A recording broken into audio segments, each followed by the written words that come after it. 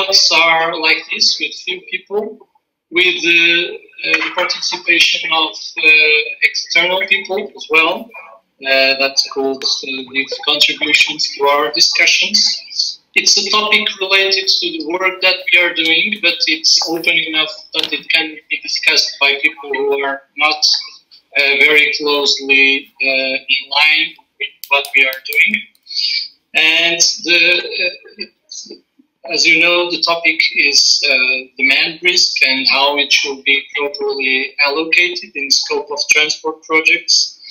And the wider scope where we are discussing this is at a part of the project where we are developing a matching framework, which is, in a way, to put it very briefly, to well, build some hypotheses based on general characteristics of the project, which were dealt with in the previous part of the work in the form of building up typologies of different types from different perspectives.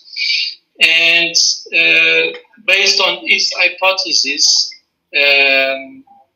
on the behavior of certain projects described by these typologies, and to try to, the final outcome, the final goal is to advise policymakers on what approaches to take in each type of situation.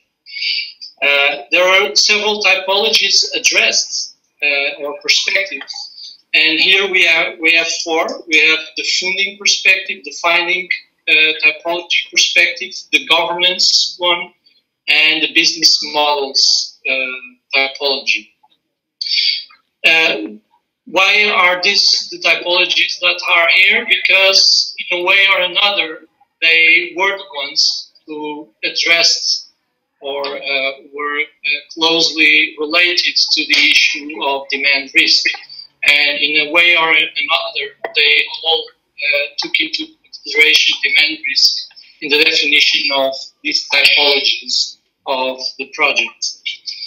And in our past meeting, more or less a month ago in London, we came to realize this. We realized that we had different perspectives, and the challenge here is to hear those perspectives and trying to integrate them with the goal of dealing with demand risk, properly dealing with demand risk in this matching framework work. So having said this, I will first, before I can give the word later to Athena to explain a little bit more of what this matching framework is and what is the methodology being followed, more for Diane, who might not be acquainted with it. But before that, I will just mention who we are. I am João Bernardino, and I'm together with Daniela Carvalho. We are from TIS. We were responsible for the funding typology. We have Ibsen Cardenas from the University of Twente, and he was dealing with the typology of governance. Athena is, of course, the project leader and was also working on the business model typology and working on work package 3 on the matching framework, that which is led by Aris Pantelius from University College London, who should join us at any moment. And the other person is Nevena Vajic, who is dealing with the financing typology. And we have Dejan Markov. Thank you for coming and for following our discussion, and maybe you are able to support us with some contributions. We were supposed to have also Fernando Crespo from the Portuguese PPP unit, but they sent us an email half an hour ago saying that they were called for some meeting, some important meeting, and they aren't able to join us after all. So having said this, since Aris is not here, Tina, maybe you want to give some words on the methodology of the matching framework so that they understand it a little bit better. Joao, he's here. Aris is here, but just to introduce Dan, we have a strange terminology, Dan, in the project. We call financing anything that is an investment to the project. So even if it's public money, we call it investment, because financing, something that goes into it to make it happen. And when we discuss about funding, we always mean money that is either generated as revenues from the project or money that goes back into the project as a repayment, for example, to a concessionaire. So when you hear the term funding scheme, we always mean some harvesting of the benefits of the project and some return to the investor if this investor is private. This was an idea, so because funding, when it comes to the government, it's confusing all the time. So we just said in this project, financing is always money going into the project, whether this comes from a government or private sector. Because we're trying in the same model to address everything. We don't make a differentiation when we look at it we're trying to create a uniform model, and the only change is where the money is coming from. Yes. That's the basic concept. I understand what you're saying. Perhaps just to note it, as far as I know, in the professional world and in academia, there is already a distinction between funding and financing. Financing means where you borrow the money, and funding means who's paying for the money that you borrow. Yeah, and this was the idea to put it in the revenues. Yes. Sorry. Please. Okay. You were saying? This is why we use funding for, because we're trying to make it uniform. This is the terminology we're using here. Because otherwise it would be continuously confusing the terms. So when you hear us talking about financing, it's always money going into the project, regardless of where it comes from. And when we talk about funding, it's always money that is generated to pay for the investment, if you like. Okay. Well, if I lose it, then remind me, you know. Yeah, because I know it's very confusing. It took us a long time to come to terms, but that's the way it is. So, Aris, the floor is yours. So, I apologize for joining a bit late. I've been caught in another meeting. So, I didn't quite understand what is expected from me right now. Am I to give a quick presentation of methodology 3.1, Joao? Yeah. Yes. Yes, very short one, just for Dayan to understand what we're talking about. Okay, fair enough. So, Dayan, very nice to see you again. I think we've met for the first time at the COST final event, which was in Brussels in October. Yeah, I think we did, yes. So, I guess the methodology that we're currently developing is a methodology that tries to relate all different 6 typologies that are forming the basis of discussion in this benefit project. So, you know, the basic assumption is that every project can be characterized by 6 different typologies. By typologies, we mean elements or characteristics that, you know, pertain to different aspects of the project, whether, you know, it is the implementation context within which it is developed, the financing, the funding, the business model that kind of describes what the costs and the outcomes of the project are. So, you know, there are 6 different typologies that have been defined and elaborated in earlier stages of the project. And what this methodology that we're currently working on tries to do is that it tries to establish the interconnectedness between all these different typologies and how projects, when implemented, might be typologies within this project are implemented or are captured through our case studies might be exhibiting different values for these typologies that we can possibly relate to the performance of these projects. So to give it another way, because maybe I wasn't clear, let's assume that we have a project that we have captured in our database, like a motorway. So yes, for this motorway, by observing the characteristics of the project, we're going to be able to give values to the 6 different typologies that correspond to this project. Okay. Now the fundamental question is this project able to achieve its intended outcomes? Because when it was initially conceived as a project, people were expecting it to deliver something, right? Yes. So then this methodology, what it tries to do is that it tries to relate the values that these typologies take for this project as observed from its implementation, and try to relate this with the way that the project is performing, meaning ideally comparing what was intended to come out of it with what we're actually getting after it has been implemented. Now, in the meantime, for doing this, it's quite a complex process because all these typologies, the 6 of them that I've just mentioned, they come with different dimensions, meaning that each one of them has other elements underneath it that might go, to different levels of detail, and the level of detail that we choose to go for each typology has to do with the explanatory power that we want to give to our model. So for certain typologies, we felt that, aggregating the various elements into a couple of dimensions is enough. For others, because we wanted to have more granularity, we had a lot more detail and a lot more dimensions that we're actually considering in this interrelationship between the different typologies. So I think this is hard to conceptualize without having, having maybe a model or a schema in front of you.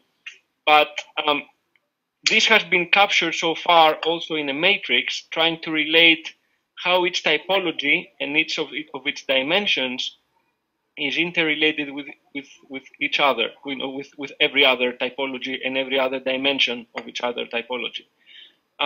Now, the way that this system initially was conceived, we were thinking that, we're going to be starting from, let's say, one of the typologies, probably the business model, which is at the core, and then try to move around and figure out, whether this is a continuous process that kind of leads to the way that these typologies are connected. This became impossible because it's very hard to quantify the interrelationships between typologies. It's very hard, for example, to say what is the impact in a quantifiable and meaningful way of a change, let's say in the implementation context, to the way that the project is producing its funding outcome, or that the way this changes maybe the business model. So what the methodology that we're developing tries to do is tries to produce a static kind of analysis where the different values of the typologies as they are observed, we're trying to relate them to project outcomes. And then in this snapshot of a project, we're trying to figure out what works and what not with respect, to all these interrelationships. What might be the reason that the project is working well, meaning that it's producing the expected outcomes, more or less, versus projects that seem not to be working well, which means that they're not producing exactly what it was intended from them in the very beginning.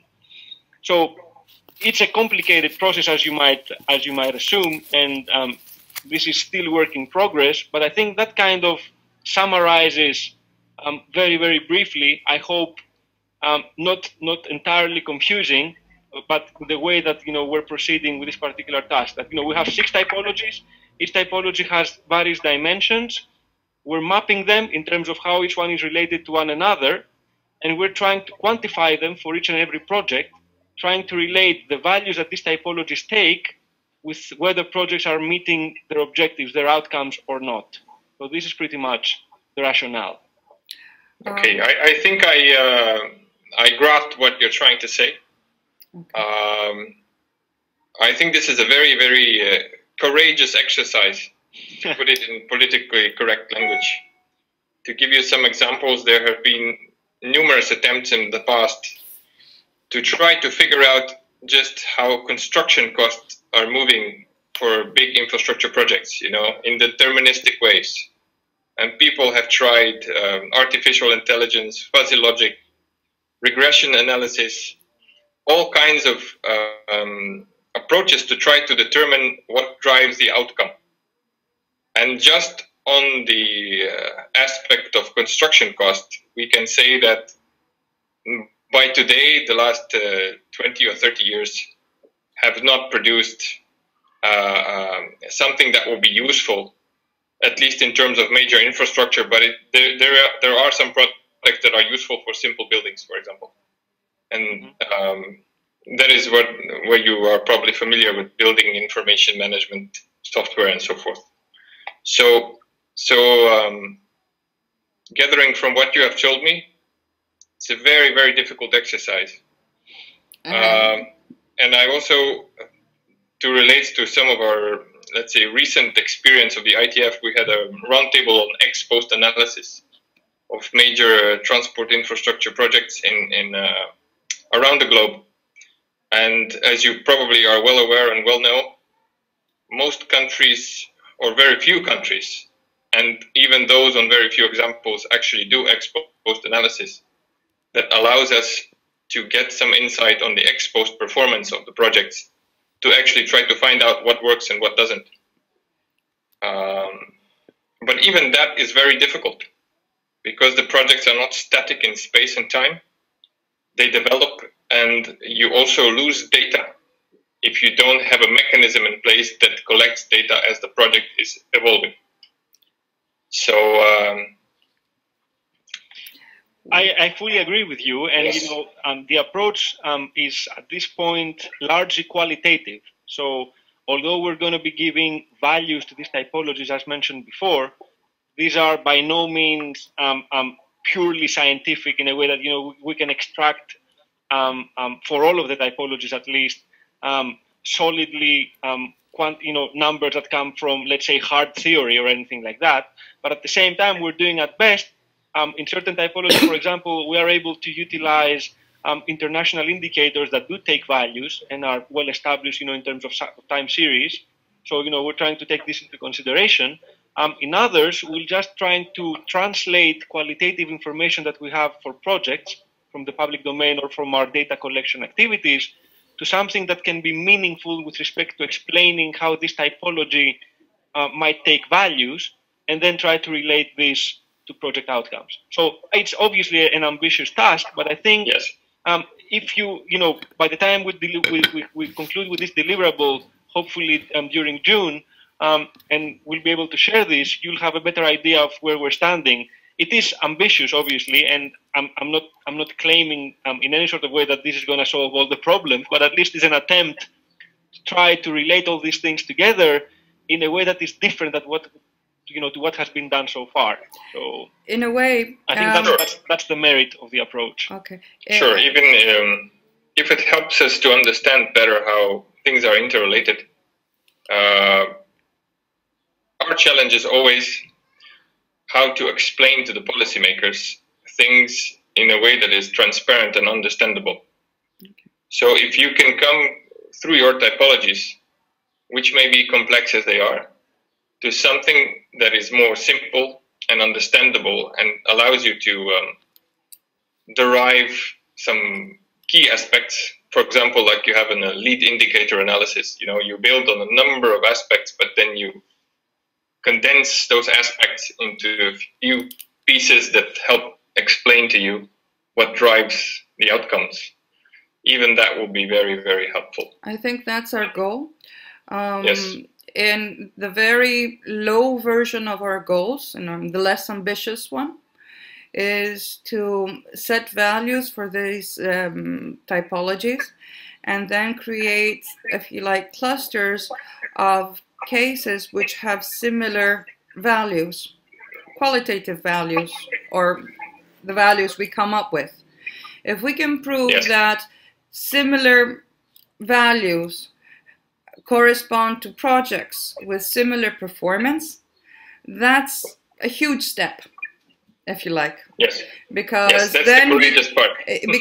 because then you could say, well, I don't know what's happening, but if you set up a situation like this is probably what you get. If you want to change what you have to a different value, then this is probably what you will get. At this point in time, because we're looking at it at various snapshots. As you say, the project is alive. So at various times in its life, it will produce or perform totally differently. So we are trying to get as many snapshots, if you like, of the project as possible. Obviously, for every project right now, there are 2 snapshots. One at contract award, how it was designed, if you like. Yes. And one at least at our updating recording date. Today, last year, whatever this updating was. For some projects at crucial points, we have the information of the crucial point, if you like.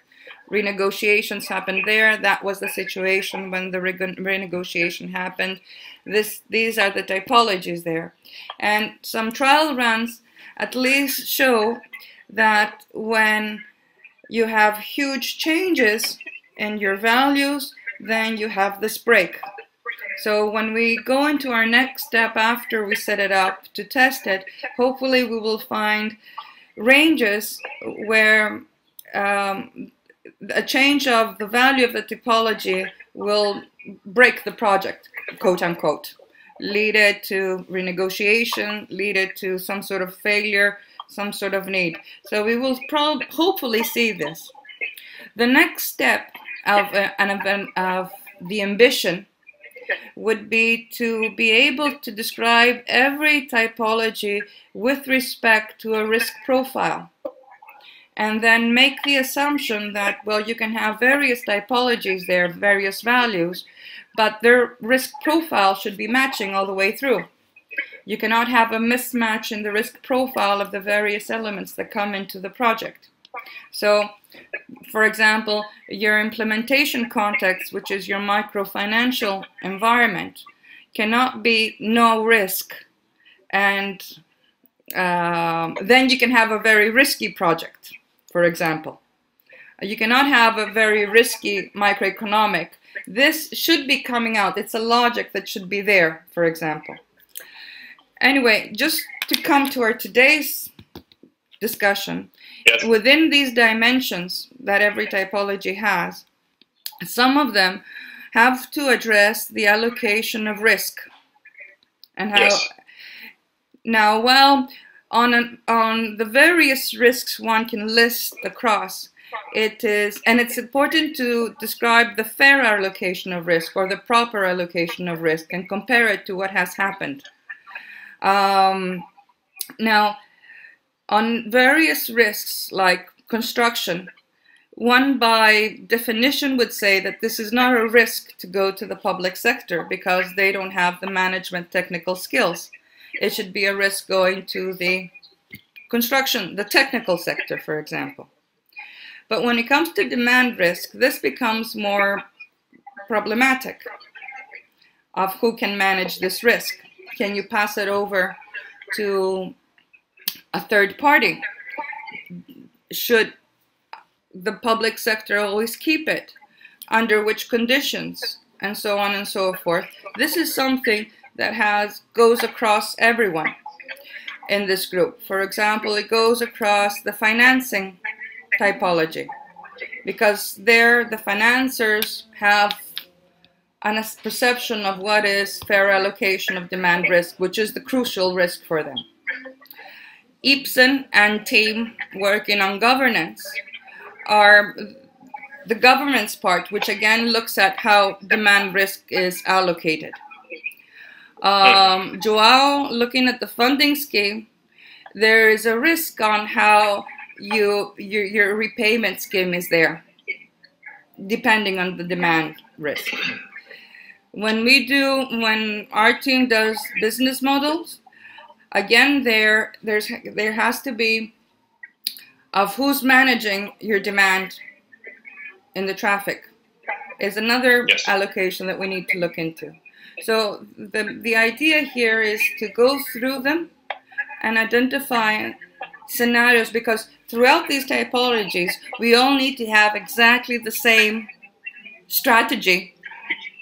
Yes. On how to define where is fair allocation.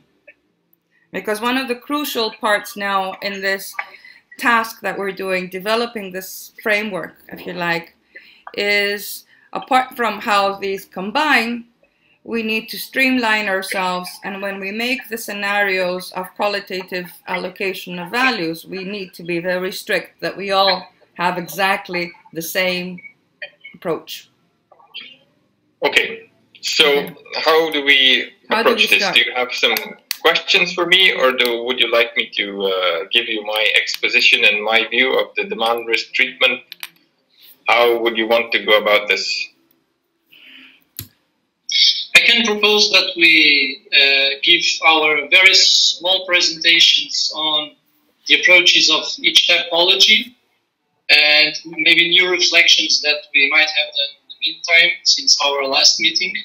And then after it, we could discuss this, and maybe you can describe your views. Is this okay? It is, but I don't know how much time we still have. It's 5:15. We delayed the meeting, so we will have half an hour, I guess. Half an hour. Okay, if you think we will manage in half an hour, we can do it. Okay, let's try then. I could start with my notes. We asked each typology leader to share some notes. I will try to be as quick as possible. Let me share my screen to show you the notes.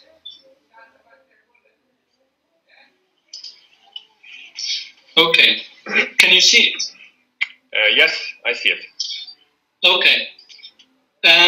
So we did this first approach within the funding schemes typology, where we tried to define a typology that will be useful for the matching framework. And the perspective that we were taking into account initially was mainly the financing viability perspective, which was as the first methodological document of the matching framework was being designed. But it came clear that the project performance perspective should also be taken into account. Project performance has a more general, maybe a cost-benefit social perspective. And very briefly on the funding scheme typology, we tried to define a framework of assessment with taking into account indicators that were related to the risks of each income source, including the ones that depended on demand. And we expressed two possible ways. One was to assess those risks on a detailed way, project by project, or if the scenarios that were being considered in the matching framework could be generically characterized. We proposed in the column on the right some scoring for different types of income sources, including the ones depending on demand, which are there what you see as usage payments. And very, very generically, we said if we have no more information than this, we can consider usage payment revenues the more risky that there are in comparison with other types of revenues, like availability payments or state subventions. And the following is to contribute for this discussion, so it's further than to what we presented before, and picking the perspective on project performance. And considering that we're dealing mostly with an objective of the project delivering value for money, and to do this, the risk allocation may influence two things. One, the costs of risk, which will be minimized, and the other one, to maximize the quality of service. going for the first one, minimizing cost of risk, this, as far as we can see, may depend on the ability on two elements. The first one, to reduce the risk, and the other one, to allocate the risk to the party with the lower risk version. And there's a question mark there whether we should consider this or not. Regarding reducing the risk itself, if we do allocate it to the party that is better able to control and manage it, then we are, in a sense, reducing the cost. We are reducing the risk and the general cost of that risk. On the other side, to allocate the risk to the party with lower risk aversion, there are some questions that arise. The first one is, should the private risk premium be subsidized as a social cost, as an externality that can be internalized? And the other one is, well, traditionally, the public sector is considered as risk neutral. And the question is, can we still consider this in the present times of crisis? Is particularly in Europe, the behavior of governments still risk neutral? And considering this, should we consider the public sector less risk averse than the private sector? If either the first question has an answer of yes, that risk premium should be subsidized, or that we don't consider a distinction between risk aversion between public and private parties, then the allocation of risk, of demand risk, on the grounds of risk aversion should simply not consider it. Otherwise, it should consider it. The second element that we were considering in this discussion is the side of maximizing quality of service. Does demand revenue risk allocation influence incentives for proper performance of the agent, private party, towards quality of service? And the answer that we have given here is that yes, that is true if the demand is sufficiently elastic to quality of service. And when does this happen? In principle, it happens if there is a sufficiently strong competitive environment to attract users to the infrastructure. Otherwise, if there is not such a competitive environment, there is not such a big incentive for attracting demand on the basis of quality of service. So, for consideration in our matching framework and trying to make some generalizations that are useful, the outcome of this will be that demand risk is properly allocated to the agent if there is a strong competitive environment for users. So this is briefly the perspective that we had to present on the grounds of the financial perspective, which is a more closed one, is simply that the allocation of risk to the principal contributes to financial viability because there is a lower cost for the private party, for the financiers. On the perspective of project performance, neutrality to risk aversion should be considered if either risk premium is subsidized or public party not less risk averse than private party. And secondly, we saw that demand risk is probably allocated to agent if there is a strong competitive environment. Otherwise, it should in principle be allocated to the principal. And well, these are some more comments on competitive environments, but to stick to my time, I will stop here.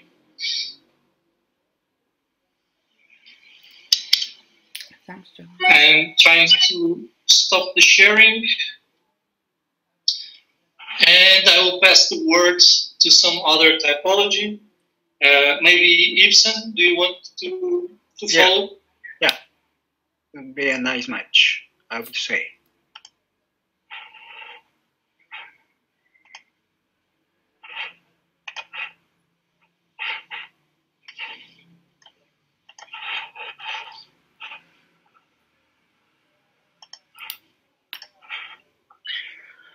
Well, the focus, as you know, is how to allocate the demand risk among the parties. From the governance perspective, we come to the conclusion that an important characteristic of governance is the so-called fair allocation of risks. And this was based on some empirical studies based on surveys and quantitative research. And this factor shows to be to have a very important loading factor. So it's an important issue to take into account. But the operationalization of this factor to characterize governance, we suggested that it must be done by considering if there is not any concentration of risk among the parties. I mean by that a negative input for a positive for a project outcome must be reflected on how risks are allocated, and if they are distributed, you can expect that positive outcome. But when you go into the details from data taken from perceptions on multinational or cross-national studies, and when you take into account key clusters of risks that usually have to be dealt with in projects, you can notice that the preference of the contractors mainly is to allocate this demand risk to the private party. And you can see that almost all over the world with some divergences, but that's what the data brings. And this is a collective study based on perceptions, I have to say. In similar study, there's to distribute this cluster of risks, as you can see. And traffic risk, again, is preferred to be... Ibsen, can you show the proper slide? It is not the... We just see the first slide. At least I'm just seeing the first slide, the introduction slide. Yeah, me too. What's happening here? Okay, sorry.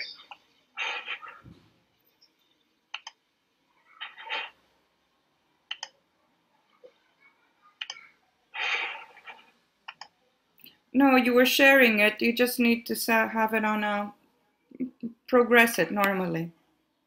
I think we've lost Dayan in the meantime. Probably his line for some reason. I guess he'll come back. Wow, how is it? What's happening here? Yeah, but do it normally now. So show it at as if you were showing it. Now you can see it or not? We can see it, but now you just have to put it as it was a presentation. Yeah. And move to the proper slide.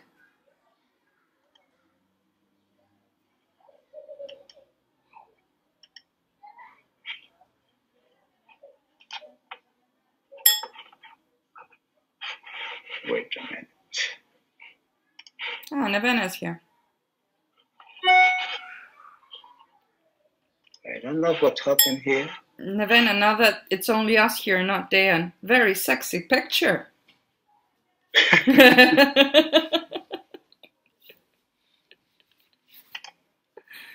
Now you got it or not?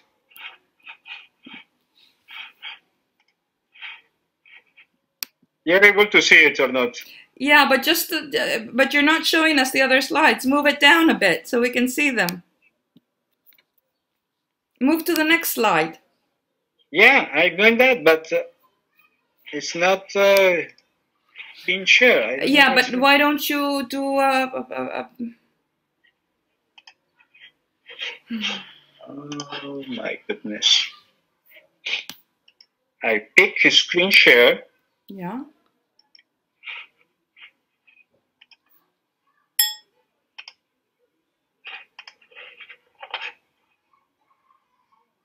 And do your normal presentation, which means bring it to the presentation mode.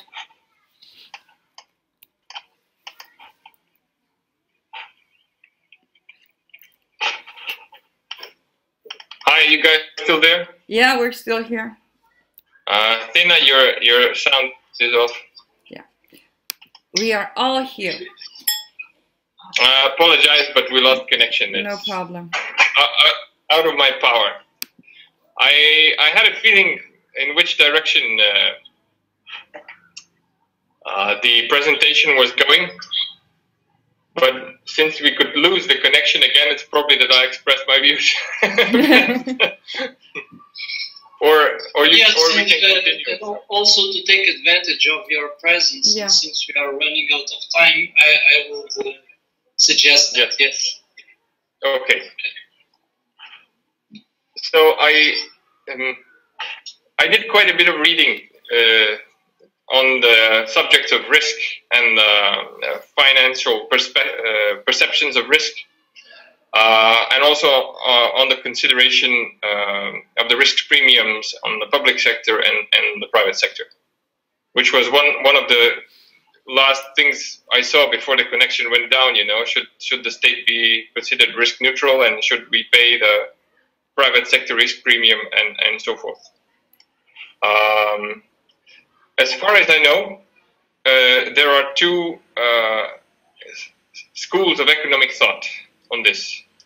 One school is the welfare economics, and the other school is the efficient markets hypothesis. The efficient markets hypothesis says that the cost of risk is equal on the public and the private side, and the difference of the cost of risk between the public and the private side is apparent and not real. And the difference is only because risk is expressed differently on the public side and on the private side. In some detail, the private side expresses risk ex ante, and the public side normally expresses risk ex post, meaning that you borrow at the risk-free rate, but then you pay for the cost of risk that materializes implicitly. So when cost overruns happen, taxpayers pay for them. This has been a position that has been debated for some decades now. And the welfare economics school contends that this is not the case. Primarily, let's say, the main arguments against the position of the efficient markets hypothesis is that the capital markets are not efficient. Thus, the taxpayers should not pay the equity market premium, which is about 6% or more. And that the difference of cost of financing between the public and the private sector is not only apparent, it's also real. So even after you accommodate the difference in the representation of risk, the private sector cost is still higher. This is more or less acknowledged. What is not acknowledged is how high the difference is. And it's very difficult to prove, and I don't think there have been any recent papers that dealt with the issue. That being said, these questions directly influence the choice of the discount rate you make, and the relative difference difference between the cost and private finance also heavily influences the choice whether you want to go for PPP or not in a value for money test kind of an environment. Right now, as I already discussed with Athena, I'm working on a paper that deals with this issue in some detail, but it's not yet finished. The paper will basically deal with the cost of risk transfer to the private sector. And risk has two dimensions. First, it can be exogenous or endogenous. Exogenous means it can't be managed, and endogenous to the project, meaning it can be managed. Each risk type, be it demand risk, be it construction risk, or something else, has both of some. So there is an exogenous construction part risk, and there is an endogenous construction part risk. For example, the endogenous risk would be that you can manage the situation on your construction site. An exogenous risk would be that you cannot manage the composition of the rock you will find when you tunnel. And you cannot drill as many holes that you would get a very precise idea what is the rock composition. That being said, it's my view, and view some people share as well, that it is unwise to transfer risks that cannot be managed, because you gain nothing in efficiency, but you pay in risk aversion of the private sector. The state, in most normal cases, will be the biggest company compared to any company in the private sector. As such, it will have higher risk diversification possibilities, and it will be able to afford to pay the real cost of risk ex post. So if you pay the cost of risk ex post, you pay the actual cost of risk that materializes. If you transfer the risk to the private sector, you will pay for the risk ex ante. And that means that the private sector, using imperfect information on exogenous and endogenous risk, will set the price, and that price will be subject to its risk aversion and the lack of information on risk. And that price will be undoubtedly higher than the price that would be paid by the public side. Thus, may I interrupt you there? You have me or you lost me? Yeah, we have you. No, I'm hearing you. I just wanted to interrupt you because I guess you didn't see the last part of the presentation, no. So I would like to validate something based on what you just said. Okay. Like you said that basically if the risk is essentially exogenous, it shouldn't be transferred because there are no efficiency gains and pay for risk aversion costs.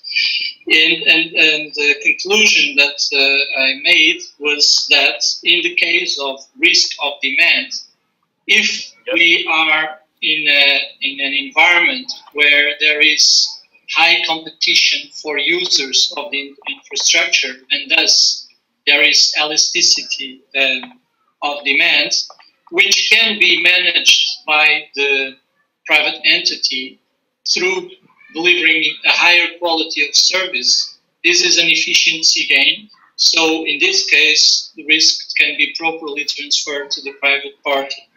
If it's the opposite case, then it shouldn't. So is this, in the case of risk of demand, what's consistent with what you were just saying? Yes, if we move to the demand aspect, if you can influence your demand by moving or playing with the price, or by changing other aspects, then clearly risk is not exogenous to the project. It is endogenous and you can do something about it. So then your perspective changes. If for example, I just talked to my port colleague a few days ago. In the case of ports, price is one of more than 15 factors that influences port. The other real a port company can influence.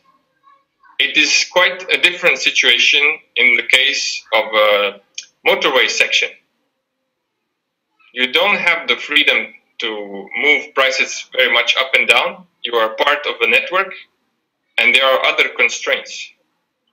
So in that sense, demand risk in a motorway or railway kind of PPP would be much more exogenous than it is, for example, in a case of port or an airport.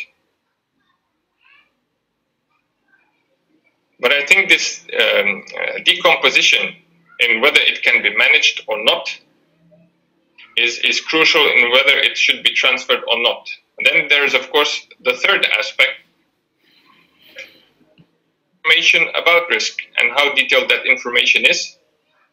And fourth, how much risk you transfer and what that does to the competition. So there will always be a problem with the information of risk, which is you will not have an exact distribution of all outcomes. And if you're risk averse, you will move your, let's say, safety margin further to the right of the bell curve. And if you transfer a lot of risk, you will reduce the number of companies that will bid for that large chunk of risk. So there are multiple aspects that probably somehow fit in your typologies that influence the choice whether you should transfer demand risk or not. From my personal view, which is not yet scientifically corroborated probably properly, is that in cases where you actually can manage demand risk, you are basically already in competitive market. Hence, there's very few reasons for you to discuss PPPs in the first place. I think PPP is a very specific solution, such as economic regulation, to certain market failures. If you have a situation where you can manage a lot of the aspects, you are already in the competitive market, and then you are considering a PPP for some other political reasons. For example, the company is state-owned, and you can't just privatize it, so you're looking for a middle way, and so forth. So there are other aspects which are not economical. If you would have a perfect world and a perfect decision maker, the company would. Okay, so this was a couple of my views. But I don't know if you were able to follow, or you agree or disagree.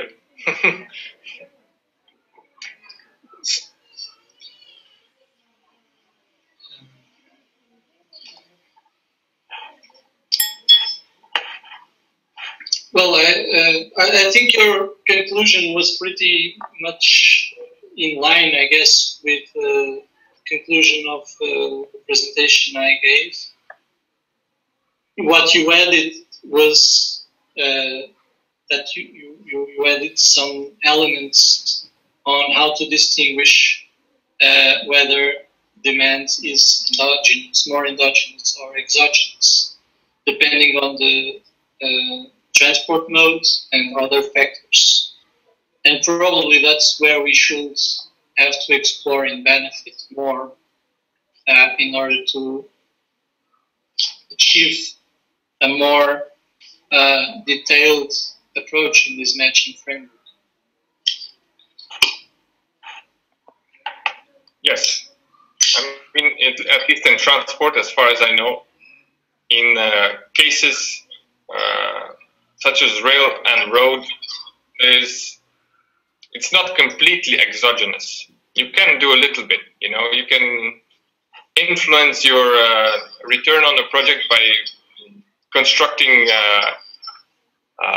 facilities next to the motorway. Or you can play a little bit with different ticketing strategies in the railway franchises, for example. But still, the main part of the variability will be driven by the economy, by the exogenous factors, by your position in the network and the other parts. And what we are thinking here at the IGF now is, even for risk which is endogenous, a major limitation is the lack of data. So you'd never know what the distribution is unless you're thinking in very rough terms. And if you don't know what the distribution is, and you are risk averse, then it is probably good to think about some kind of risk sharing mechanisms rather than risk transfer. And taking risk type by risk type and not on a corporate level as a whole. You know what the British did on the PFI2, for example. This is one type you can share risk. You put part of your equity in the company. Yeah. But it's quite a different thing to share risk on a type by type. You know? So you can have a detailed risk allocation matrix for demand risk, for allocation risk, and you can say for each event that happens, 80% will be covered by the state and 20% will be covered by the private sector. At least in construction sector, such schemes already exist. There are alliancing contracts and similar that allow that. And given that there is limited information on risk, even though when risk can be managed, there might be economic benefits to explore risk-sharing schemes rather than risk transfer schemes. That will go a long way with the conclusions I intend to make in the paper I'm working on. Okay. Any more comments on just a small comment on what's been said. I think we need to differentiate risk allocation from risk mitigation schemes, which blur the situation. So, for example, there are many cases where risk is transferred, but then with various subsidizing, revenue guarantees, other mitigation factors, the risk is actually returned back to the other side. So when describing if something is, even if we're looking at a split of exogenous and endogenous risks and allocation respectively, if it's fair or not, I think our estimate should include the number of mitigation measures that have been taken as well, which actually shifts it the other way around. You need to have the complete view of what part of risk was transferred. Yeah. Saying that demand risk is transferred to a certain project, which at the same time has a minimum revenue guarantee in place, is a different situation. So you need to take that into account. But still, that is not a risk-sharing scheme. No. That is a scheme where part of the risk was returned back to the public sector. Yeah. And it provides a different incentive than a risk-sharing scheme would provide. Because in a minimum revenue guarantee, the lenders are fully protected, but the equity holder is still fully exposed. For example,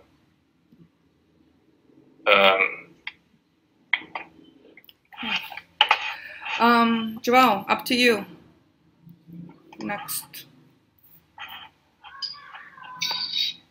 Okay, we just run out of time. Yes.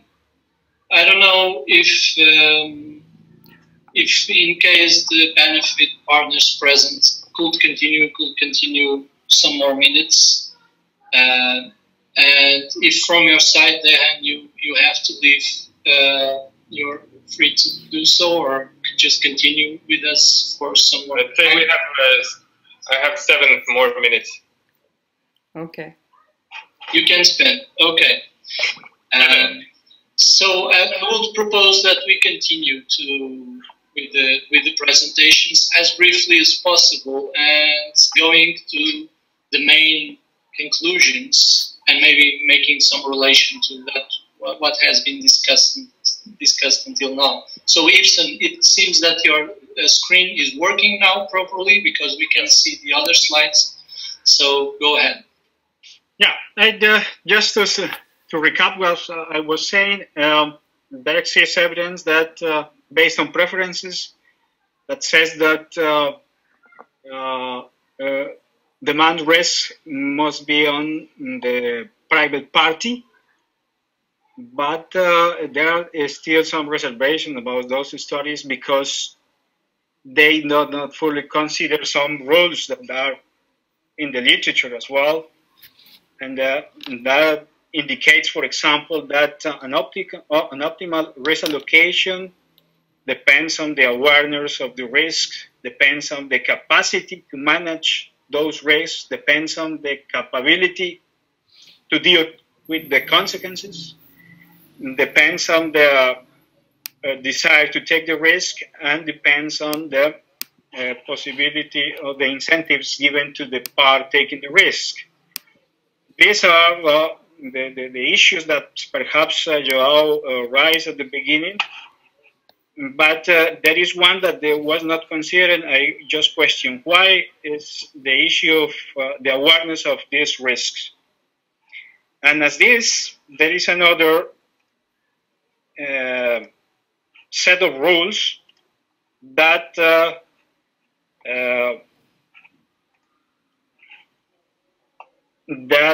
says that those conditions to optimal allocation of risks must be staged, and starting by allocating the risk to the party responsible or can have the more control of the risk, and afterwards to the part that can handle with the consequences. I'm showing this because these are some other set of criteria that must be taken into account in trying to figure out which are the conditions that leads to a risk, an efficient risk allocation.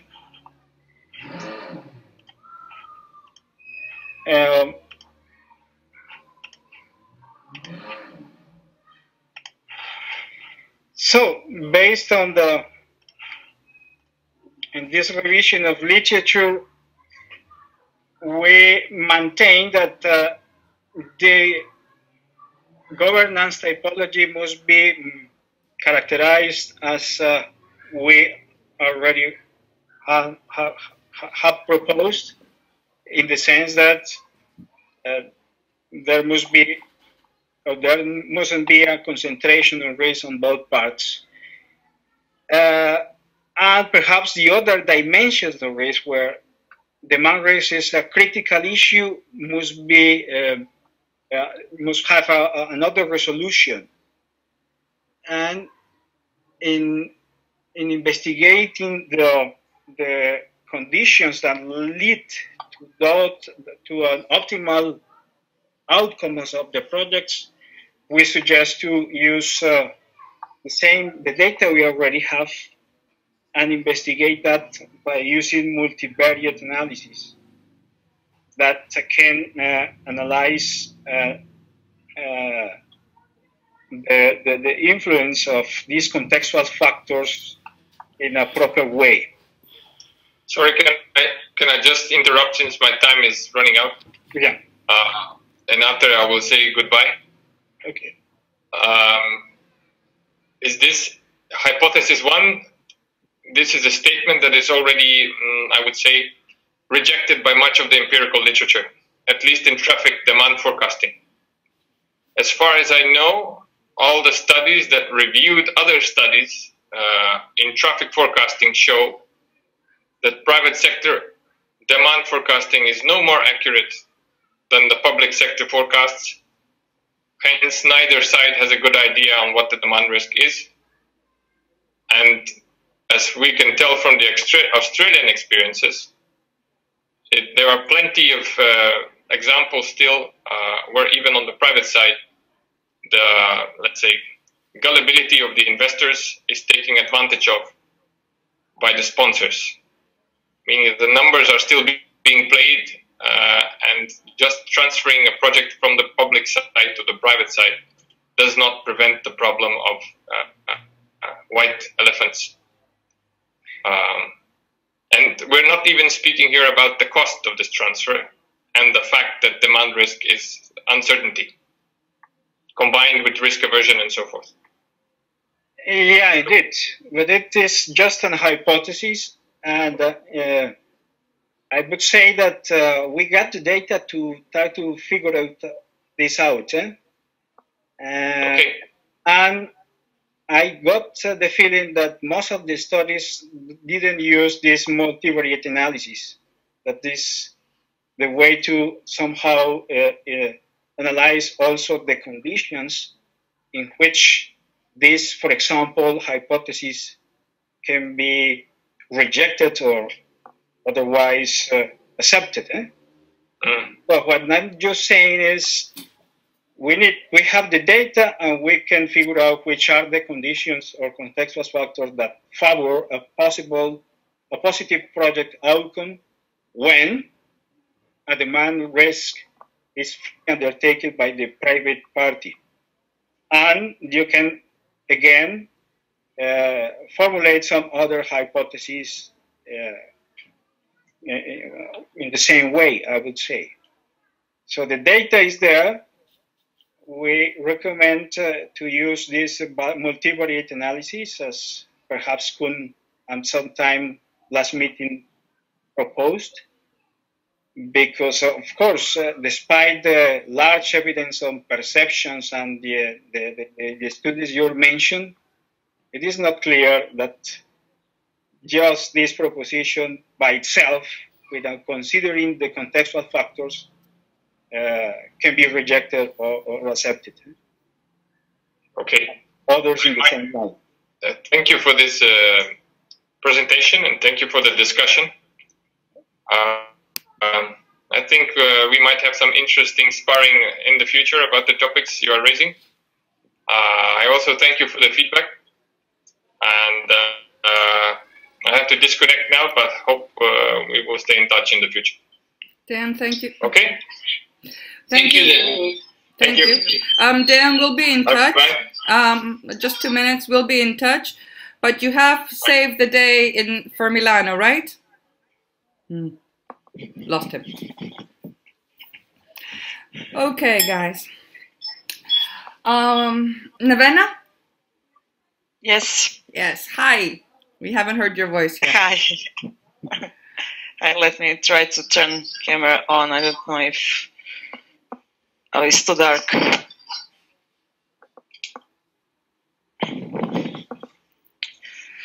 My camera is not really in good shape, so maybe it's better to just leave it off.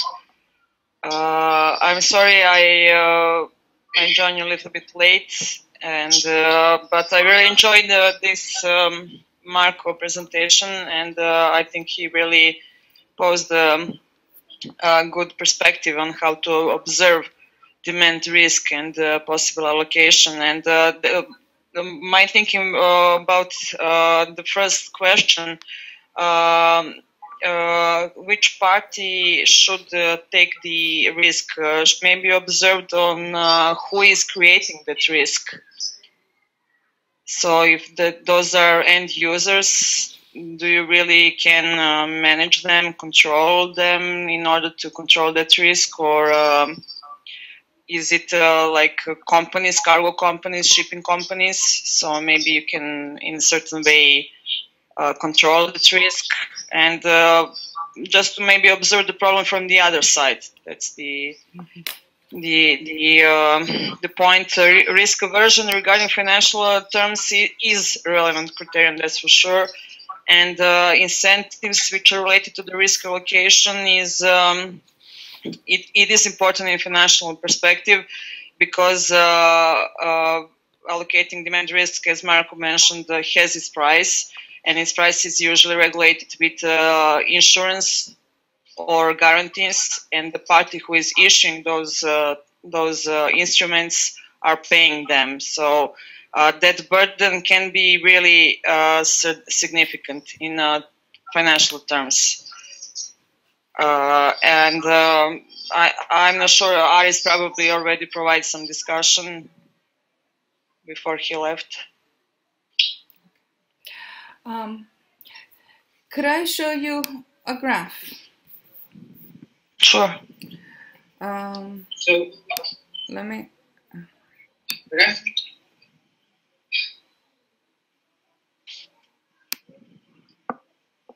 So here.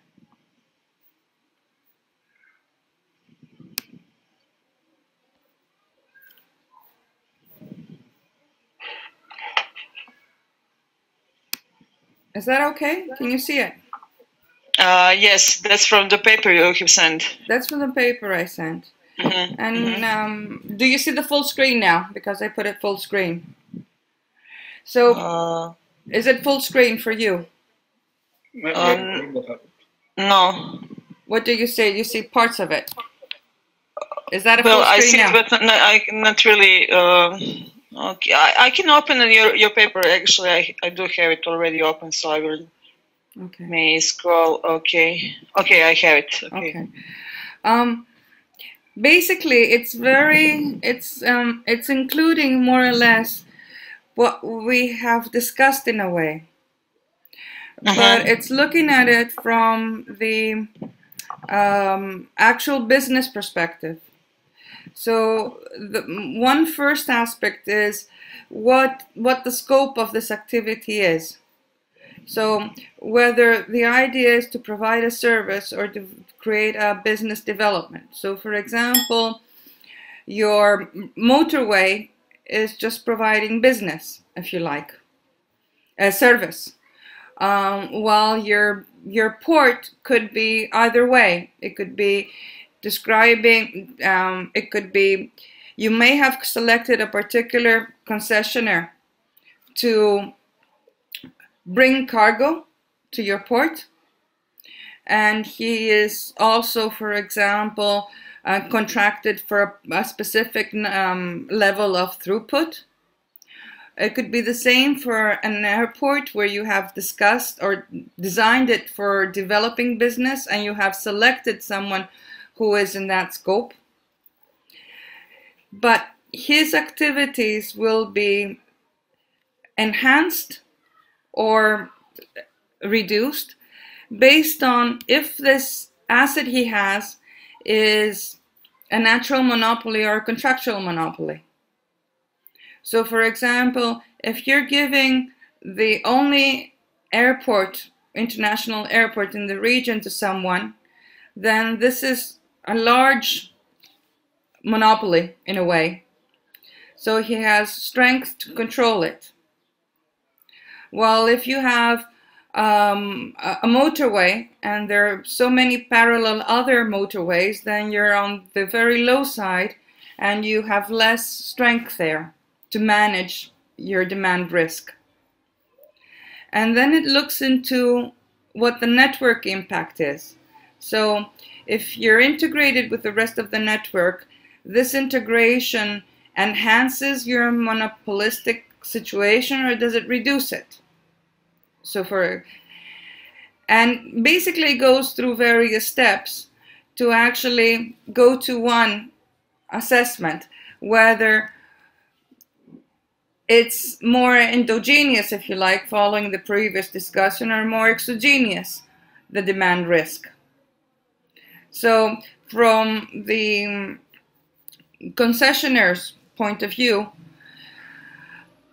a service asset like a motorway with large competition and with the network configuration that increases competition, demand risk for this is exogenous and then has to go to the public sector. Well, the other way, you end up with it better managed by the private sector. So it's a more systematic way of saying more or less what we've been saying.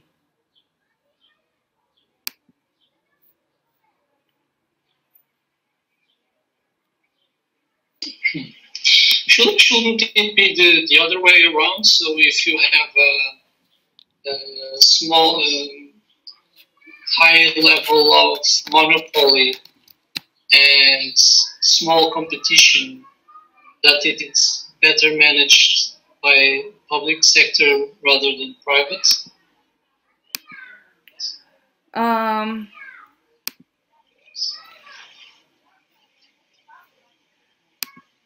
I think that no, it's better.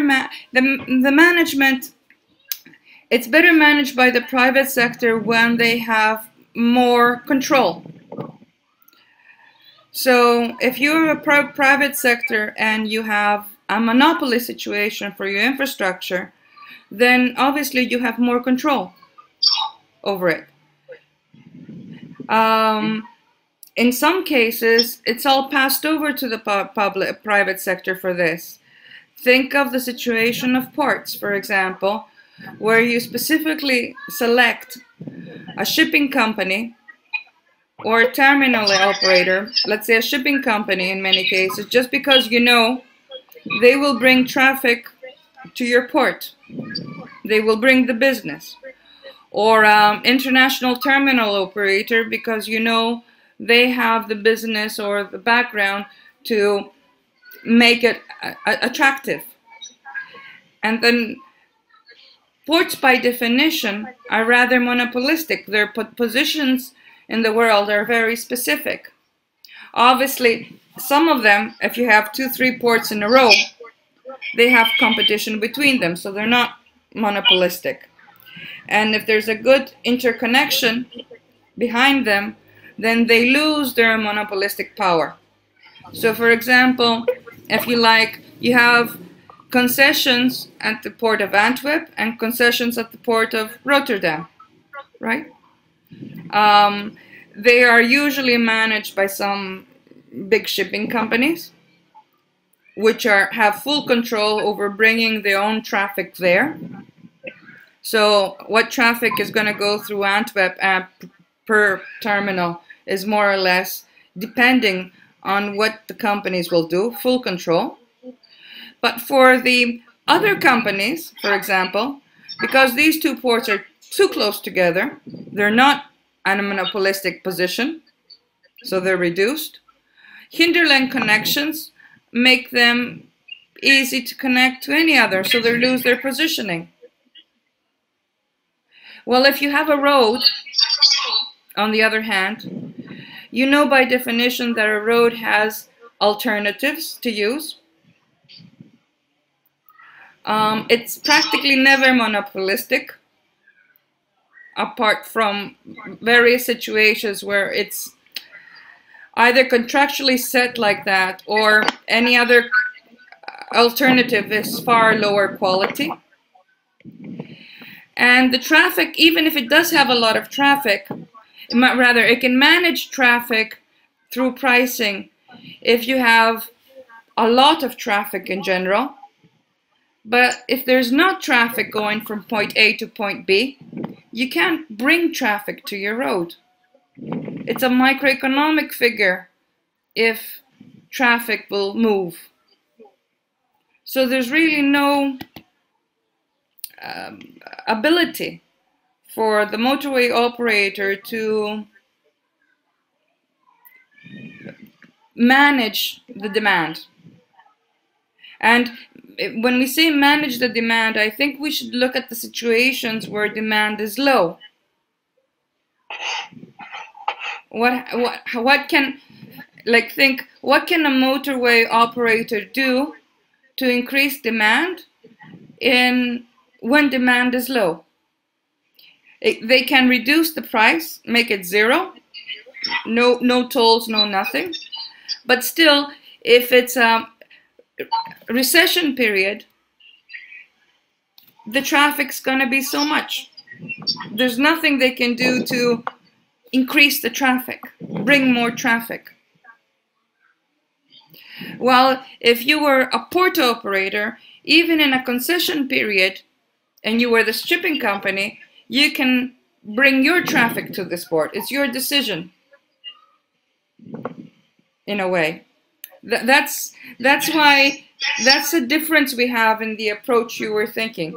And I wanted to ask you, what do you call a competitive environment? Because if you are thinking of a competitive environment the way I'm thinking about it, then we are totally in an opposite condition. What I meant is that is a competitive environment on the perspective of the users of the infrastructure having alternatives. So if the user has so you mean if the user has many alternatives, it's a competitive environment. Yeah, but yes, in that case, if there is a growth period, so many users, because then demand grows, then obviously a motorway can play with the price to bring as much traffic to the motorway as the operator wants. Yeah. But if it's a recession period, then basically traffic will go wherever it's cheaper, maybe. And the operator cannot practically do anything. The best thing you could do would be no toll, zero. So it would be a free selection of quality. And then play with quality. But again, that's the maximum he could do. He, she. Being politically correct. I think we need to, because I remember in the deliverable of 2.2, Sylvia had made a note on this. But I think that most people think about it when we have growth. So there's plenty of demand. And yes, the motorway will play with the toll price, if there's a toll there, to actually regulate how much traffic they want. Because obviously one other thing we forget in this whole discussion is that there's an optimum price for the operator with respect to revenues and operational maintenance cost. So they don't want full traffic. They want that amount of traffic that gives a good balance to their operation and maintenance cost at the same time. But if it's a low period, you can't do anything.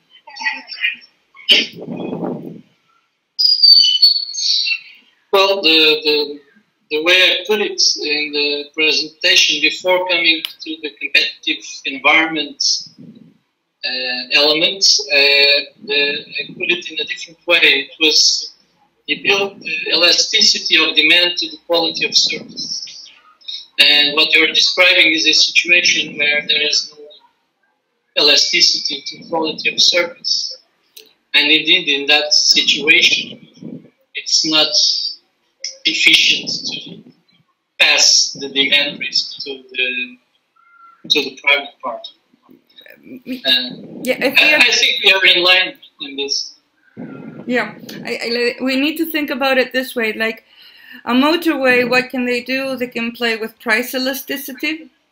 2, they can offer quality of road, of service, of safety, of lighting, I don't know, blah, blah, blah. But that will create the maximum under every condition. They cannot do anything else after that, as such, because there's always alternatives.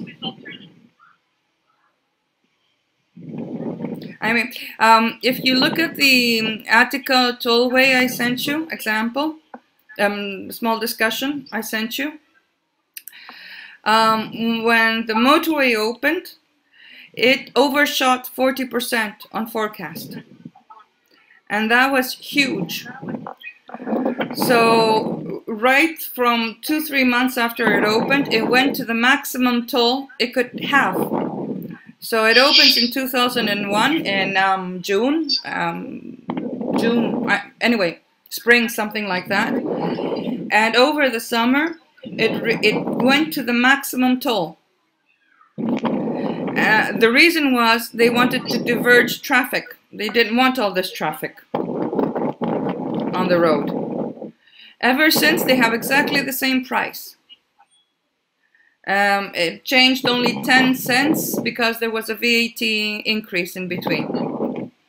And today, when they run the simulation price elasticity models, they find that they cannot, for them it's the best price existing. Of course, there's a huge drop in traffic, but if they go lower, they're not going to capture much more. So, yes, that example goes in line with what Dan said, that the motorway is generally demand is mostly in exogenous. Yeah, I think that was the key definition that we got today, and that we came with from Dan, is the separation between what one considers exogenous and endogenous to whoever is allocated it. So, for example, if traffic demand for a particular asset is microeconomic dependent, then it's exogenous, and you can very well say that every transport demand is microeconomic, of course, dependent, but maybe some are less. I don't know. Just as another note, the price issue. This is another aspect of analysis. We can begin a motorway, which is where the price is set by contract and it cannot be changed. And then all we're dealing with is in terms of ability to manage demand and this quality of service. Or the operator may be able to change price. And it leads us to discussion whether that is desirable or not from a socioeconomic perspective, depending on whether the market is efficient or not, and if the price is set by the operator are market efficient or not. So, just my point here, and maybe it has to be considered in the matching framework, is that in considering demand risk, we must also consider the possible constraints, regulatory constraints, based on socioeconomic outcome objectives that may exist, and it does introduce an additional level of analysis that way, and the two things cannot be examined separately.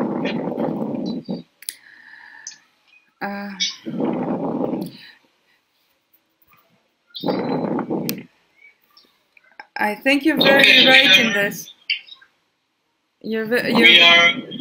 We are running out. Sorry. Yeah. Go ahead. We cannot see them separately, but we need to sort of see them separately to a point. Demand is obviously influenced by price. There's no such demand without any being totally not correlated to price. So demand is definitely correlated to price or whatever scheme there is there.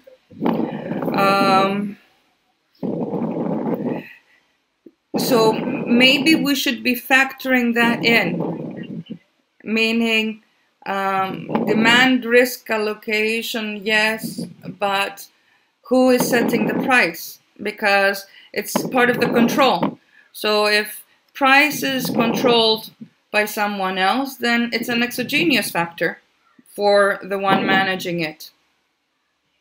Isn't it? Like, if we keep the rule of exogenous and endogenous factors, then if contractually or the state changes the prices, for example, or sets the price, then that is an exogenous factor to the project. It's a matter of, if we need to think maybe a little bit more about it. It's not maybe something that we can conclude just now, but if we keep a rule of exogenous and endogenous and maybe relate everything to this sort of benchmark rule, and see if it makes sense.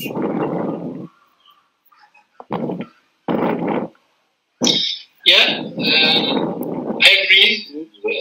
I mean, if the state can change prices, that introduces a risk which is exogenous. So definitely we are in a situation where we shouldn't allocate demand risk to the private party.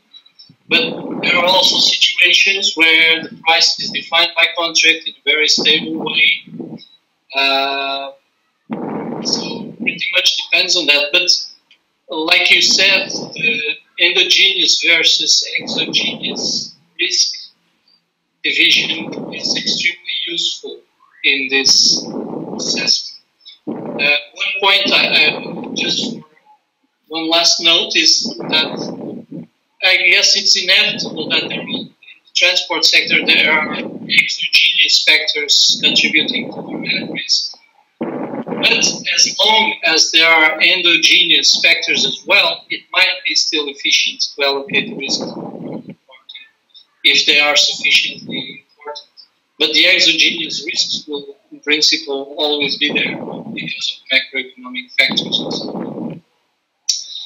Okay. Okay. Okay. I think we run out of time. Yes. I personally have to go in 5 minutes. So. And I guess you also want to go. So if there are no more comments, we could end this hangout. Thank you. Thank you, Joe, for organizing it. Thank you. Thank you for participating. Bye-bye. Bye, everyone. Thank you. Bye. Bye.